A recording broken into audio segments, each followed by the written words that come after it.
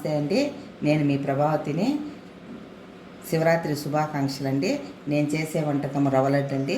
3 స్పూన్లు నెయ్యి వేసుకున్నానండి. ఈ కప్పుతో 1 కప్పు రవ్వ వేసుకున్నానండి. బెన్సీ రవ్వ, 3 ఇలాచి. ఇది బంగారు కలర్ వచ్చిందాక వేయించుకోవాలండి. సిమ్లో పెట్టుకొని వేయించుకోవాలండి.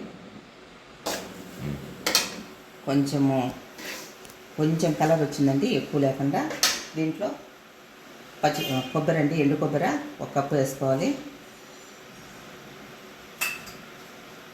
2 స్పూన్లు పాలపొడి అండి.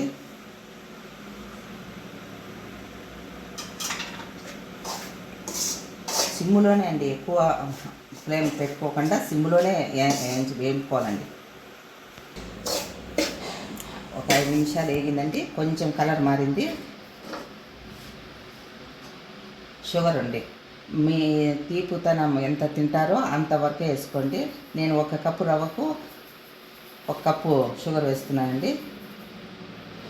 కలరు బాగా మంచి కలర్ వస్తుందండి. ఈ కలర్లో వస్తుంది తిప్పంగా. మంచి కలరు, స్మెల్ కూడా మంచి వాసన వస్తుందండి. రవ్వ వేయించంగా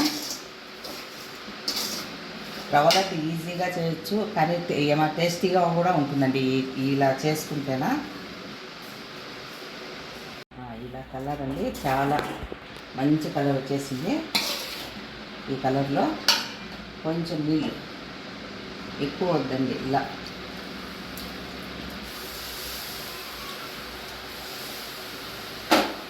ఒక చిలకరించినట్టు నీళ్ళు ఇలా అంటే సరిపోతుందండి.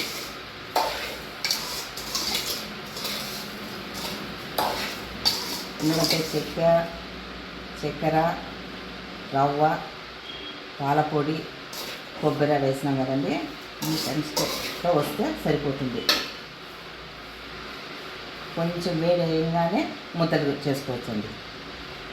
ఒక 5 నిమిషాలు వేయించినాం కదండి. 3 చుక్కలు నీళ్ళు కలిపి ఇలా కుంటకు ఇలా చేసుకుంటే ఇలా వచ్చేయాలండి. సాఫ్ట్గా వస్తుంది. ఇలా తిప్పుతానే ఇలా వచ్చేయాలండి. ఇలాంటి 1/2 కేజీ వేసుకున్నాను కదండి రవ్వ గోధుమ రవ్వ. ఇలా తయారైనాయి, 17 అయినాయండి. అది గోధుమ రవ్వ వేసుకుంటే కొంచెం హల్వా టైప్లో కనిపిస్తుందండి. ఈ రవ్వ వేసుకుంటేనే రవ్వ లడ్డుకు చాలా సాఫ్ట్గా ఉంటుంది.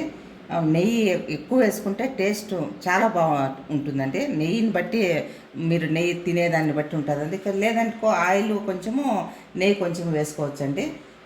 నెయ్యితో చేస్తే చాలా టేస్ట్గా ఉంటాయి. దీని మీద డెకరేషన్కు జీడిపప్పు కానీ దాన్ని ఎండు ద్రాక్ష కానీ డెకరేషన్ చేసుకోవచ్చండి. కానీ ఇలా ఉంటే సింపుల్గా ఉంటుంది, తినేదానికి మంచి టేస్ట్గా ఉంటుందండి. ఇలా సాఫ్ట్గా ఉంటుందండి.